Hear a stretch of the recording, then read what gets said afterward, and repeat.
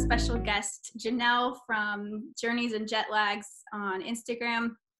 And with the conversations going on right now around the Black Lives Matter movement, I've been doing a lot of listening and learning and thinking more about what we can do, how we can be more active and more cognizant and aware. And I wanted to take this moment to chat with Janelle and hear more of her experience as traveling the world as a Black woman and some of her stories, and then also kind of get into the travel industry overall, because it's notorious for not being very diverse. So Janelle, thank you for coming. I'm so glad that you're here. And if you want to just share a bit about what you do. You're a traveling nurse, right? Or you were at one point? I was a traveling physical therapist. Okay, yeah. Very cool. So my name is Janelle. I am from Huntsville, Alabama, and I am currently a physical therapist, but a couple of years ago, I was into traveling physical therapy. So that really opened up the opportunity for me to go abroad and see different countries. When one of my contracts was over for work, I would use that free time and that flexibility in my schedule to see more of the world. And I actually, I met Miss Creative Edge Travel, Sierra. I met her in New York City at a travel conference. And so I'm really excited to be here, and I commend you, Sierra, for opening up the discussion to not just yourself, but to your platform to learn more about racism in the travel industry and the lack of diversity among travelers as well. Yeah, absolutely. It's important, and I don't get any gold stars for doing this. It's the minimum, right? But I wanted, I'm taking a look around me, and I'm connected to people that we can hold these conversations and open this up to the audience to have this opportunity to learn as well. So, and yeah, I remember standing in line with you to meet Gloria Atanmo. Yes, I love her. So we were at this travel conference waiting to get to meet her. And the cool thing is I had actually met her a couple years before that at the same travel conference, when she was just kind of like off to the side by herself, just like, I don't know, taking a break. And she wasn't exploding yet. And I got to like meet her before she was at the level she's at now. And then to come back and see her like give that amazing speech and then get to meet her and see this huge line of people so excited to meet her, really inspiring. But I digress. Okay, so let's start with your experience traveling as a Black woman. What do you experience before, during, and even after your trip that most white people probably don't even have to think about? Well, definitely before a trip, I do all the basic preparation that anybody of any color would do to prepare for a trip. But I think one thing that white women and any non-Black traveler or non-colored traveler does not do is research what the racism is like in a particular country before going there. And that's just something that's really common among the travel community. It isn't a surprise, and it doesn't even really, get to me that much because I'm used to it. And so, like before going to Morocco, I researched, okay, what is Morocco like for a Black female traveler? What is the racism like in Spain? Or what is the racism like in Ireland? I haven't been there yet. But that's one of the things that you have to do, because racism is not just a problem in America. And I think, unfortunately, we paint that picture of, being Black in America, but being Black in the world is a problem. And so that's one of the things that I definitely have to do before going anywhere, and read the experiences of other travelers. I love that you brought up Gloria Atanmo. Her name on Instagram is escaping me. What is her name on Instagram? Glow Graphics, GLO, and then graphics, GRAPHICS. We'll drop it in the comments. Yeah. Glow Graphics. We'll try and link that in the comments. But she is a African American traveler. When I say African American, I mean her parents are actually African, but she was born in the States, and so she brings a good perspective to other travelers, the type of things that she experienced. I'll read stuff from her blogs before going abroad, that she's gone to over 80 countries. And so that's something that we have to consider before traveling as a Black person going abroad. During my travels, I've definitely experienced, prejudice, racist remarks from people. My best friend, who also grew up in Alabama with me, her name is Kara Meikle. She's a traveler as well. And we went to Spain together for the first time. And we were approached by some white men who assumed that we were sex workers that were just coming to Spain to do sex work. And when they approached us and we looked confused, like, we don't do that. Why are you talking to us? Then they were just like, oh, and walked away. In Morocco, even though that's on the continent of Africa, my friend Aislinn and I were walking through the markets one time, and you know how it is when they want you to buy something. Some people in different countries can be very aggressive, and I know you have probably experienced that. When you realize that they really want to sell you something and you don't want it no more, they can become aggressive, and they called us niggers as we were walking away. I've never gotten called nigger in America, while the term nigga is kind of thrown around amongst the Black community. So I've experienced those type of things. And in China and different parts of Asia, it's more of a wow factor that they've never seen Black women, or they don't see them very often. So we're in China and in India, I was bombarded, just like rushed by crowds, because they want to take a picture with me and they want to sign they want me to sign a piece of paper. I was signing autographs. And in the beginning, it seems like, oh, wow, am I famous here? But after a while, you realize, okay, I'm not an animal in the zoo. I'm a person. And so the experience is different in each part of the world. And every Black traveler may have a different experience than I have had. But those experiences never really overshadow my overjoy or my joy for traveling. Again, because I was born Black, I'm aware of racism. It didn't just become aware to me in 2020. So those things weren't very heavy on my traveling experience, but it's definitely something that is in the world of Black travelers. Mm-hmm. Yeah. And so can you take me kind of inside your head when those kind of stories happen? What goes through your mind when you get approached thinking that you're a sex worker? Like, does it take a moment to connect the dots, or how do you respond? How do you react? Again, it's something that, even if we haven't directly experienced harsh racist experiences, we've heard about this as Black women. And so when that stuff happens, honestly, it's about a minute or two where it's like, what, did he really just do that? Or, wow, I can't believe, they're questioning me or thinking that I'm doing something simply because of the color of my skin. But for me, and again, this might be different for other Black women, I'm usually over it within a couple of minutes, just because that's just being Black. It's a part of being Black. People are going to judge you based on your skin color, and they're going to feel that they're superior to you because of their skin tone, and have preconceived notions based on whatever Black people that they've seen or experienced, or even movies, or what the media portrays. So unfortunately, it's this, racism is the pandemic that's been going on for hundreds of years, and it's still here. It's just evolved. It has not disappeared at all. It's within the travel industry, like we're talking about today, and it's in every industry. It's systemic. So I haven't really let it get to me. I'm a little shocked in the beginning, but you just have to go on and continue enjoying the trip. Yeah. But humans are good at normalizing situations that shouldn't be normalized. Exactly. Yeah. Exactly. And, I think as Black people, some of us have just gotten so used to toxic situations that we have to actually internalize racism during this time too. We're talking about it more in depth now. It's being talked about more on a global scale. It's being talked about in the church, on the job, on social media.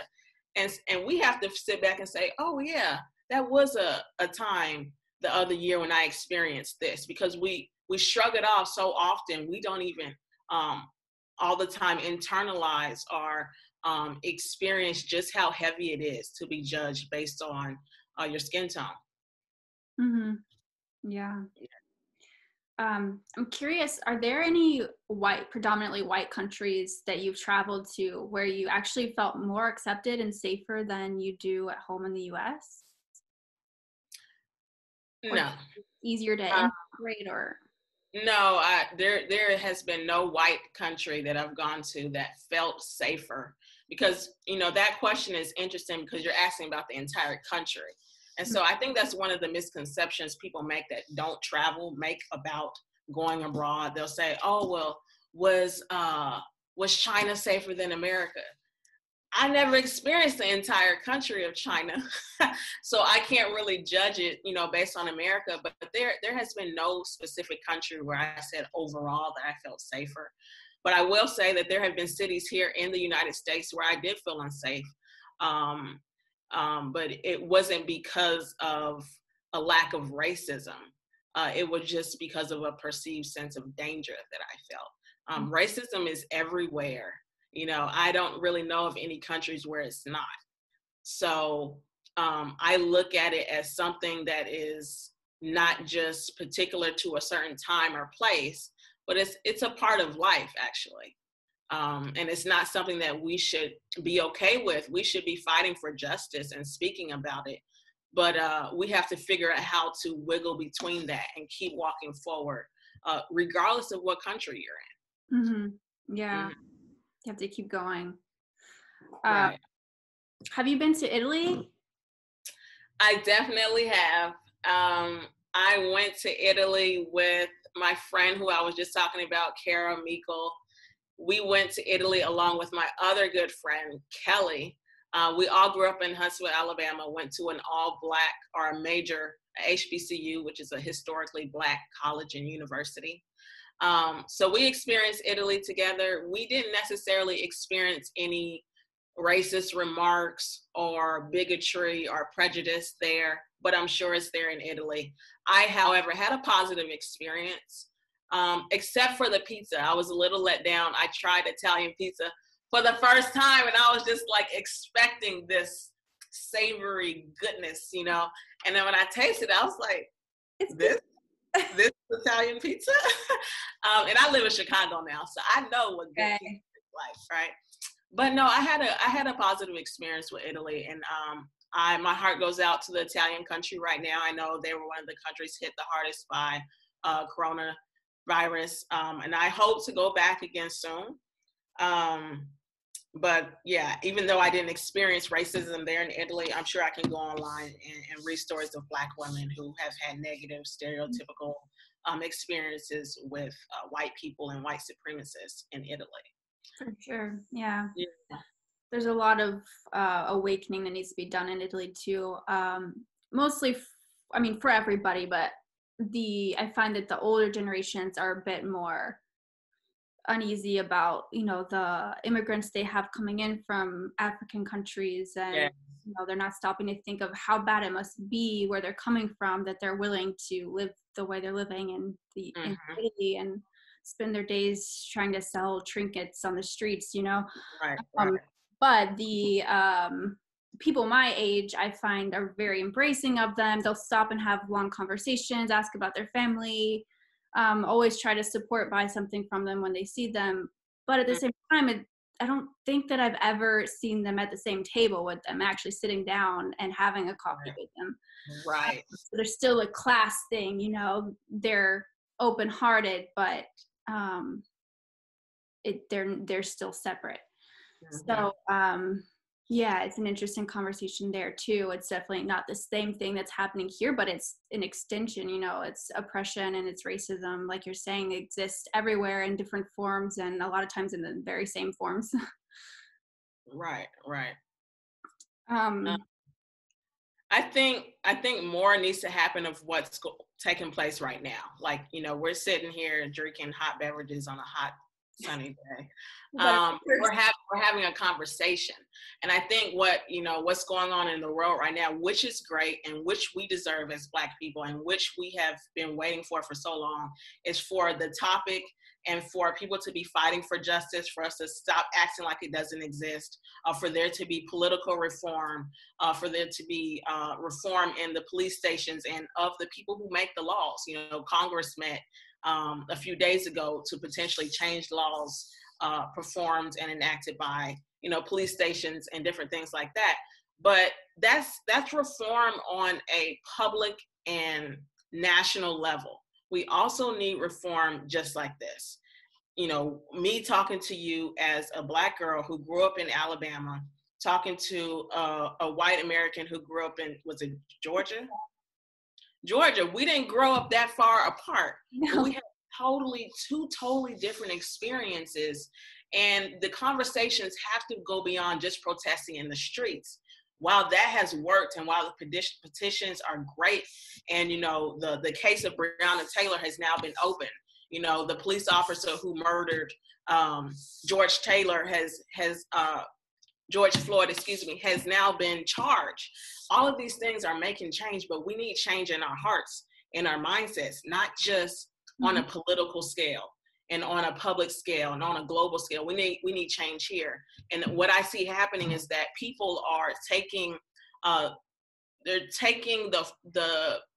they're looking like they're trying to be allies with Black people. They're posting things that say Black Lives Matter. You know, they're saying we stand with George Floyd and Ahmaud Arbery and Breonna Taylor. But a lot of people are doing it for commercial gain. Like companies, big companies are doing it for commercial gain to get more money from people. They're doing it for public relations and marketing. But I would suggest that we need to start praying and pushing for people like you and me just to start talking and say, hey, if you have a Black friend, call them up and say, can we go get coffee together? Or can we go to lunch together? I just want to talk to you. What was your experience being Black in America? Mm-hmm. And not only a white person trying to get understanding from a Black person, but us as Black people also need to understand how you as white people think about racism. Mm-hmm. You know, I want to know, do you think it's a problem?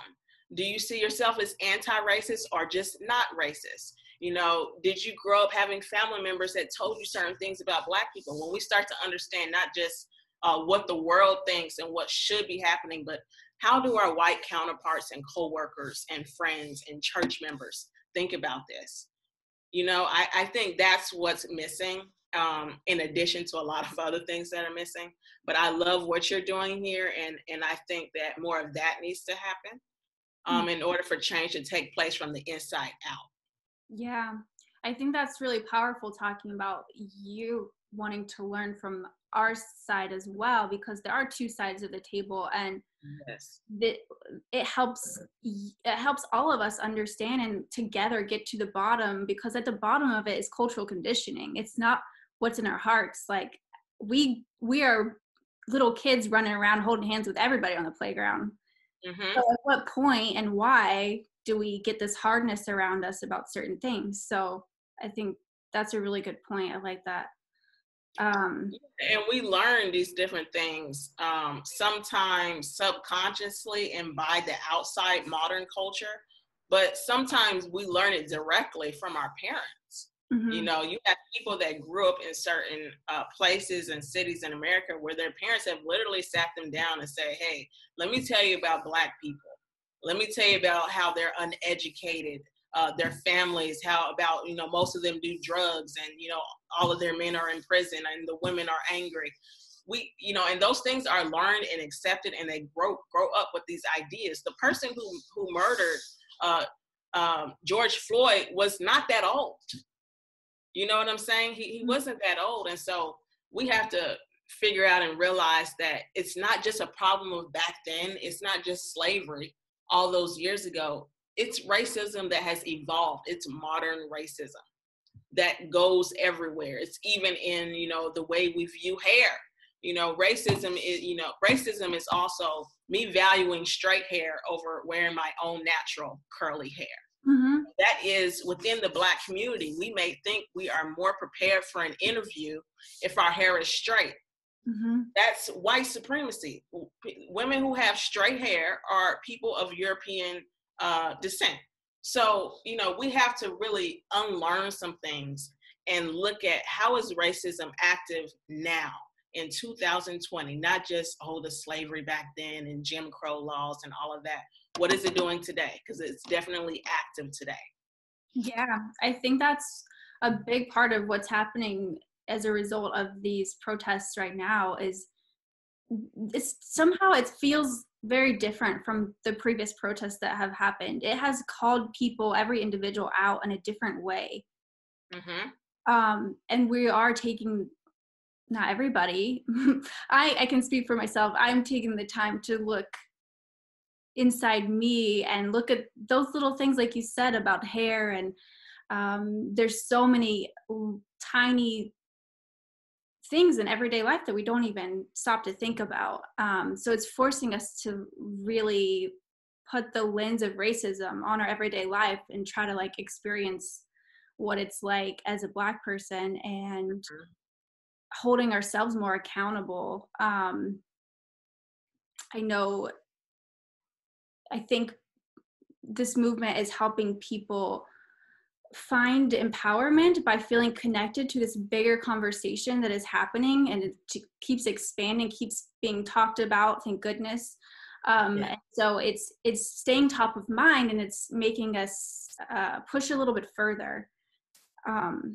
So yeah, I liked what you brought up about that, the difference between the everyday life interactions at home on a personal level versus fighting for political changes, because those are two very different levels and we need both. Yeah, and they're both important. I'm not saying that one is more important than the other. I think that there just needs to be a marriage that takes place. We cannot idolize protesting on the streets when we don't bring up racism in our conversations, our daily conversations. And so I just wanted to clear that up, because I don't want anyone watching to think that I'm saying that public displays of fighting injustice is not good enough. It is powerful, and that's what we're called to do as human beings who care about other human beings. But it is not more important than doing this right now. And it's not just following someone on social media because they're Black, or having one conversation, but it's a chronic condition. There's a saying that the CEO of Royal Caribbean Cruises released on June 1st, and he said this: racism is chronic. It is a condition of the system that has afflicted us for centuries, and like any chronic condition, we can never stop fighting it, or it will overwhelm us. And so I think, we have to take the mindset of this is not something that we're doing for 2020 while we have all this time and we're stuck inside, but this is a chronic condition, which means we continue to fight it. So how can we make Black Lives Matter a part of my daily grind, a part of the way I live, a part of the things that I view as important? How can I add this into how I move as Janelle or as Sierra? Like, how can we integrate this into our lives? I liked one of your posts recently where you're talking about how, if you don't feel safe to go out to protest right now, that's okay. There are a lot of different ways. It's going to be everyone will have to find their forms of protest that works for them, that they can continue with, or do this for a little while and then do some of that and rest in between so you can keep going. Yeah, thanks for bringing that up, because I think something that Black people struggle with now is that we're trying to juggle between trauma and reform at the same time. So we're experiencing our brothers and our sisters being murdered simply because they're Black. A woman laying in bed, unarmed, is murdered while she's sleeping in her bed by police. So we're not just getting murdered by criminals on the street, we're getting murdered by the people who have vowed to protect us.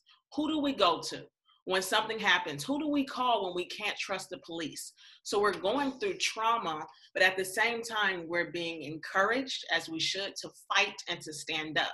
So it can be difficult to navigate between, man, this sucks. It sucks to be Black, period, not just in America, but in the world. But also at the same time, you're being told by people that you have to protest, you have to petition, you have to donate, you have to talk about it. And while we should all be doing something, this is not something that will go away. This is, again, something that we were born with, and it's something that we will likely die with. So we have to take up stamina and endurance. So if you want to take a nap today, that's totally okay. Take a nap, get rest, because this is a fight that you're going to have energy for.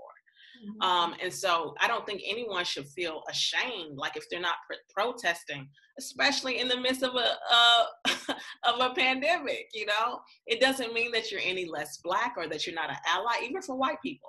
It doesn't mean that you don't support what's going on if you don't protest. What are you doing? Mm-hmm. What are you doing? Sometimes it might just be reading a book, and that's okay. Mm-hmm. And I think that's something that we should all encourage, so that we're not competing against each other, but we're joining and we're fighting something that cannot just be fought by one person. Mm-hmm. Because it is often these micro changes that add up to create real change. We might not feel like reading a book is doing anything, but then you feel more prepared to hold a conversation with someone because you can point to things that you read about and learned about and know the history of.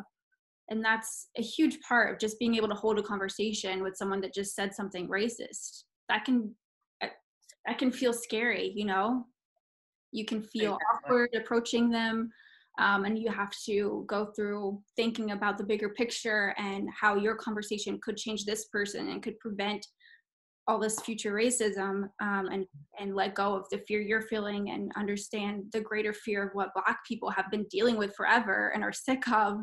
Yeah. So you have to do your part no matter what you're feeling. Mm-hmm. And so those micro actions add up into a collective voice. Right. How do you wish the travel industry would change, and what can I do as a travel company? I wish that the faces of travel were not just white. If I Google a resort, or if I Google a hotel, or if I Google a certain country of travelers from America, I don't want to just see white people. Because now that is putting ideas in my head that traveling the world is for white people, that traveling is for people who have a lot of money, and that traveling is for people that don't look like me. So I wish that the graphics and the public relations and the marketing for traveling could be more diverse, and not just Black people, but people of other races as well, on the faces of travel, that says we can see the world. The world is our backyard. It is not a distant planet. We are walking on this earth, so we should see it. We should experience it. So I wish it was more diverse in, even social media. And also just more support, genuine support, not just support to post a picture of another Black person and say, hey, I supported that person, but to try and get to know them and figure out what they bring to the table. What does this girl or this young man as a traveler bring to the table that's different as a Black person, and really be genuinely interested, or try to find that genuine interest in us as people. And I also think just the way that Black people look at traveling needs to change. I think, unfortunately, and this goes into a little bit of white privilege. Some people might not think that's a thing, but, a lot of Black people did not grow up traveling the world. Where I know several of my white friends where that was just a part of growing up. In the summer, maybe they went to London, or maybe they went to go visit another country where, the financial makeup of a Black family, the average Black family compared to the average white family in America, is significantly different. The average net worth of a white family in America is about $100,000. The average net worth of a Black family is $9,000. So traveling is very much related to economics and finances. And so I think that, we have to start thinking about traveling as not just something that you do as a luxury, but something that you do as an experience, something that you do as a human to see and better understand our world. Not something that's done in celebration after you've graduated, but something that you work for and that you save for, you plan for, and you even dream about on a daily basis. And so that's something that we as Black people have to do, not just white people. No one can do that for us. We have to say, hey, I deserve to see the world. I am an American. just like that white American. I am American. I was born here just like you were. And so I have rights that I need to take hold of. And part of those rights are the world itself. Yeah. Yeah. I like what you said. Something that came to mind was the subtlety between, you were talking about how travel companies can use more photos in their marketing of Black people and other cultures too. And the subtlety that came to my head is like, but we have to be careful not to use those photos to check off the box of like, oh, multicultural, like getting in different cultures and ethnicities in there. It has to be because like we have to realize inside of us, like the world is made of all these different colors. So when I'm just using photos of white travelers, it's like a bizarre thing actually to just completely not even think about the massive amount of variations of human beings that exist. I think one of the things that you can do, I'm sorry, did you want to say I was something? just saying I need to be better about that too. I think just to be transparent, a challenge for me is so far the people that have signed up for our trips are mostly white. So the photos that we have are white people. So what can I do to, things like this, having conversations, sharing more stuff in our social media, showing all these different colors will then attract all the different people so that we can have more inclusive groups traveling with us. Yeah.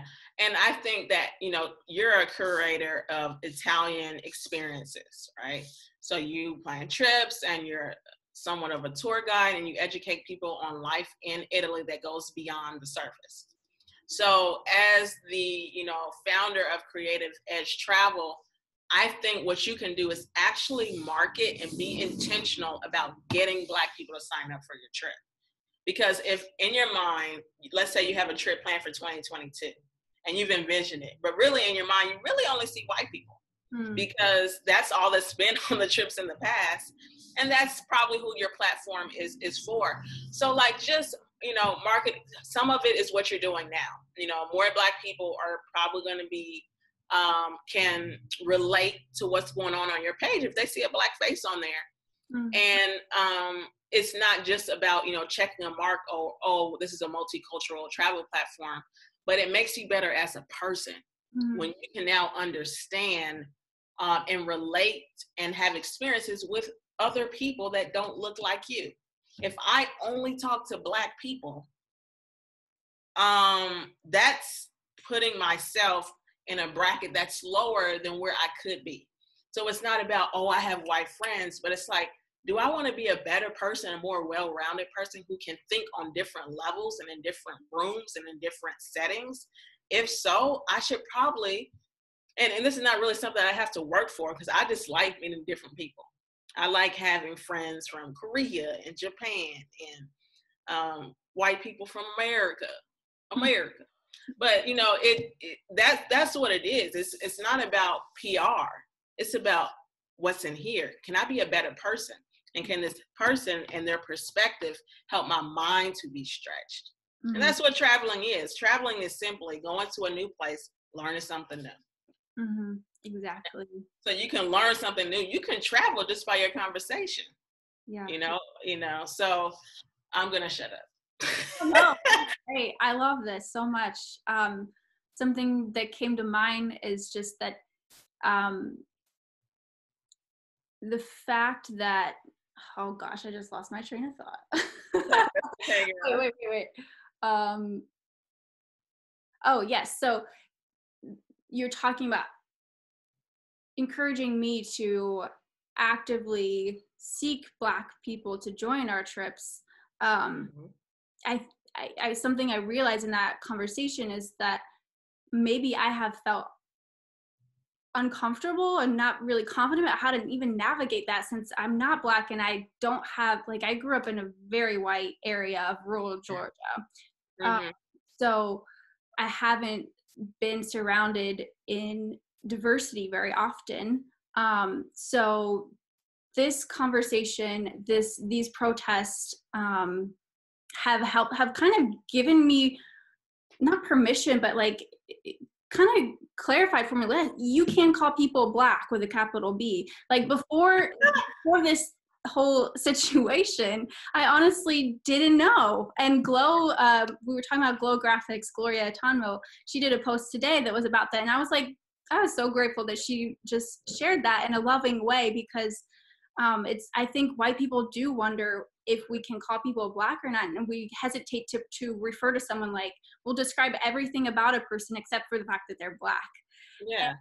And the thing is, I was thinking, like, why is that? And I'm thinking maybe it's because when we've seen, the only times that we've seen people referred to as Black is usually in the media, in movies, where it's referred to, use it as a negative thing. Mm-hmm. Yeah. And I think so many people are they want to be on the side of people who are not racist so bad that they're covering their eyes to anything that deals with race, up until this time where everyone's talking about it now. Yeah. And so to the point where people are saying, I don't see color. Now, first of all, I get the intent of that statement. I don't see color means, oh, I'm treating everyone equal and it doesn't matter what you look like. Do you see when you come to a stoplight that it's green or red or yellow? So when people say they don't see color, they're trying to say that they're not racist. But if you don't see me as a Black woman, you also don't see my struggles, my experiences, my different perspective that I have as a Black woman, not just a woman, because I'm not just a woman, I'm a Black woman. So we're not calling people to avoid the topic of race. We need to uncover this. We need to get naked with the idea of talking about racism, talking about the fact that I'm Black, you're white, and not one is superior. Mm-hmm. I'm not smarter than you because I'm Black. I'm not more cultured than you because I'm Black. I cannot dance better than you because I'm Black. I am a Black woman with an experience who grew up in Alabama, a few miles away from Sierra, who grew up in Georgia. So I think that it's something that we have to get real with and face it head on in order for us to be able to truly get some victory over it. Mm-hmm. Yeah. So before we end here, you touched earlier on the topic of economics and how Black people usually don't have as much access to international travel. And that kind of ties into what I see you do a lot of, which is helping people save for travel, figure out ways to hack travel so that they can have access to it. So can you speak a little bit more about what you do and where people can connect with you?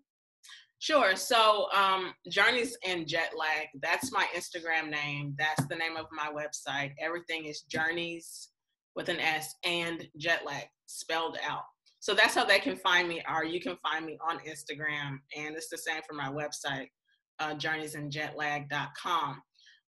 When I was younger, my mom is Panamanian, so she's not African-American. She is Afro-Latina. So of African descent, but grew up in a Latin country. And growing up, I always used to ask her, Mom, when are you going to go to Panama? And she would always tell me, we don't have the money to go. Again, this is something that Black people can associate with, is financial oppression, really. And so I grew up hearing that constantly throughout my whole childhood. When I finally got to college, I said, Mom, when are we going to Panama? And she said, if you can find a ticket cheap enough, we can go to Panama. So I started searching online, doing everything that I could. And I finally found a ticket for like $300 round trip. And me, my brother, and my mom, we went to Panama for the first time. That opened up my eyes to the world and culture and religions and all of that outside of the platform of just American lifestyle. And I continued doing that throughout the years and even through my career as a traveling physical therapist, using tips and certain strategies. And I found out if I use certain strategies, if I use certain websites, certain apps, that I was uncovering deals where most people were paying $900, $1,000, $1,200 even, to go to countries where I was going there for $300 or $400. So I have a course, it's an hour course called Journey the World on a Dime, where I teach people how to travel the world on a dime budget. And so even if someone who's watching this doesn't even have, it's $40 to take that course, I think it's most important that people, whoever they are. Whoever's watching now, realize that they can travel the world, and everyone should. Whoever can walk should travel the world. And there's a saying that I like to use for my branding. That is, a woman must travel, because when she's called to do big things, she must think globally. Mm-hmm. So this is why every woman, every man must travel. You know, if we're called to think on a bigger scale, then we have to travel the world. And so that's me in a nutshell. I'm really thankful for this experience and this conversation. And I hope it continues for years, you know, continuing to talk about these things. And I would love to eventually travel with you one day, and continue to work together and to bring our different things to the table to create a more complete meal for people listening. Yeah, absolutely. Yeah. Thank you so much for sharing. It's been really enriching, I think, to just sit and listen and absorb and share. Like you're saying, these are conversations that I think we each individually have inside ourselves, but we don't open up and share about it because we're not sure. It's something you have to tiptoe around. And so we have this beautiful moment that we can just be vulnerable about it and learn. And I think part of it is learning how to stay at the table and sit in the room when you feel uncomfortable. When you make a mistake, just be like, okay, like it hurts to get called out, but that's how you're going to learn. That's how you're going to become a better ally. Mm-hmm. And I think that's what it takes. It takes courage to fight for this and to stand for this, especially when you don't really see yourself as a racist. You know, that's an experience that I don't have to sit in. I'm not a white person who's not a racist, but also a white person who's probably not doing anything to help. Mm-hmm. I know there's that feeling of, well, I'm not that person. I'm not a bigot. I'm not a murderer. I am not a supremacist. But sometimes blatant white supremacists are, in my opinion, better than a white person who's simply just not racist but silent. Mm-hmm. Because if you're silent, I don't know whose side you're on. And it's easier for me to target and say, okay, that's a white supremacist versus someone who's just quiet and they're thinking things in their head, but they seem innocent. Mm-hmm. So silence is just as bad, if not worse, than someone who blatantly says Black lives do not matter. So I appreciate you for being courageous and bringing this conversation in its raw form to your platform. And I'm excited for Creative Edge Travel and the Black girl that will be going on your trip next year. You're here. Well, it's an honor. It's an honor to host it. And you guys listening, thank you for tuning in. This is my first time broadcasting from Zoom because Facebook took away the ability to go live with someone on Facebook. So therefore, I'm not seeing the comments. I'm going to have to look into how to actually see live comments when you're doing this. But please leave us a comment. Please join this conversation. We'll continue it in the comments and give Journeys and Jetlag a follow on Instagram and come back next week. We do these lives every Wednesday at 2 p.m. Today we did it on Thursday to accommodate. But yeah, thank you guys for coming. This has been really fun. Thank you, Janelle. All righty. Thank you so much for having me.